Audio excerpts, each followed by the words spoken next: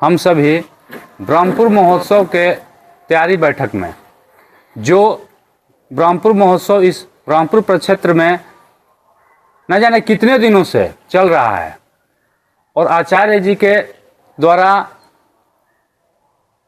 ये तैयारी बैठक चलता आ रहा है और यहाँ सरकार भी कैसे अपना पहले से समय दोनों का अंतराल हो जा रहा है, उस विशेष कारकों के विषय में हम जानना चाहेंगे। यहाँ सारे गणमान्य उपस्थित हैं। आचार्य जी थोड़ा दर्शक को बताएं। ब्रह्मपुर बाबा ब्रह्मेश्वरनाथ की नगरी है। एकमात्र दुनिया में बाबा ब्रह्मेश्वरनाथ मंदिर ब्रह्मा जी द्वारा स्थापित है, जो ब्रह्म शिवलिंग के नाम से जाना जाता है। इस बाबा ब्रह्मेश्वरनाथ मंदिर की स्थापना के पीछे कई ऐतिहासिक पौराणिक कथाएं हैं। ब्रह्मा जी अपने शाप मोचन के लिए इस मंदिर का स्थापना ज्येष्ठ शिवरात्रि के दिन किया था।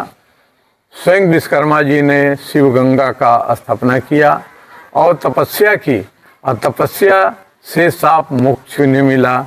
ज्येष्ठ के शुक्ल पक्ष दशमी को ब्रह्मा जी ने नारायण से पूछा था कि कब हम शाप मुक्त होंगे, पता कैसे चलेगा।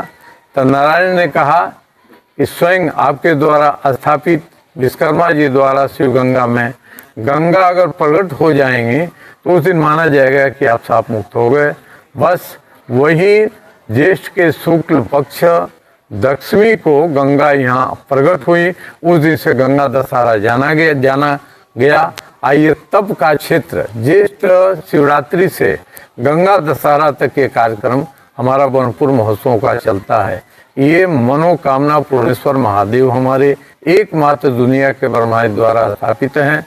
सबकी मनोकामना पूर्ण करते हैं।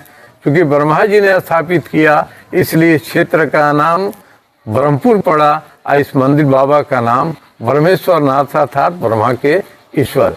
हम सब आज ब्रह्मपुर महोत्सव जो वर्षों से मनाया जा रहा है, इसकी तैयारी समिति के सभी आदरणीय सदस्य हमारे नित्यानंद ओझा जी, शिव जी बाबा जो संयोजन का काम हमारे करते हैं, समाज सेवी हैं, पशुपत मिश्रा जी, विजय केसरी साहब, अमित कुमार मिश्र जी जो कि पूर्व में इनके पिताजी इस आयोजन के कर्णधार में से एक थे, राम निवास वर्मा शिशिर जो प्रसिद्ध कवि हैं, अमरेंद्र कुमार साहू जी, और हमारे बीच में गांव में काम करने वाले, लोगों के बीच रहने वाले, जमीनी समाज की सेवा करने वाले सत्येंद्र पाठक जी यहाँ उपस्थित हैं।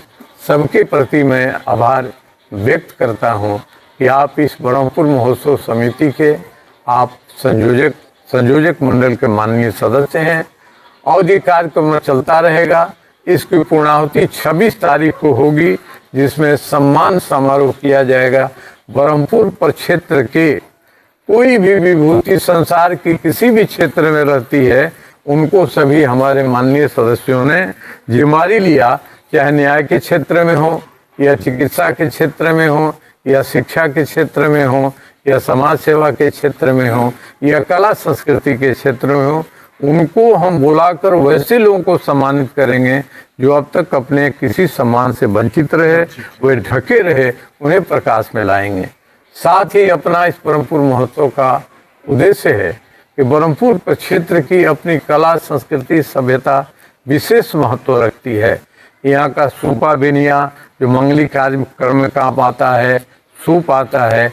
यहाँ का नृत्य कला विश्व में एकमात्र है जो डोमकच के नाम से जानी जाती है। गुणों नाच जो है जो विश्व में यहाँ प्रसिद्ध है। और सबसे अद्भुत यहाँ कला संस्कृति जो है सोठी ब्रजभार, वो अब लुप्त होता रहा है। उस सब को प्रकाश में लाने का हमारा काम होगा और सभी हमारे सहयोगी समिति के मित्र सहयोगी हैं। ये कार्यक्रम ब्रह्मपुर महोत्सव ज्येष्ठ शिवरात्रि से प्रारंभ हो जाएगा, जो द्वादश ज्योतिर्लिंग की उपासना पूजा शुद्ध अनुष्ठानिक कार्यक्रम होगा।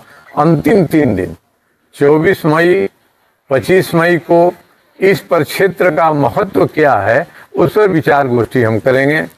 और 24 तारीख को इस क्षेत्र के प्रक्षेत्र के महत्व पर चर्चा करेंगे और 25 तारीख को इस क्षेत्र की कला, कुटीर उद्योग, समस्या और समाधान पर हम विचार करेंगे और 26 तारीख को सम्मान समारोह के साथ इस ब्रह्मपुर महोत्सव का समापन होगा। आप सभी मित्र इस संयोजन समिति के आदरणीय सदस्य हैं।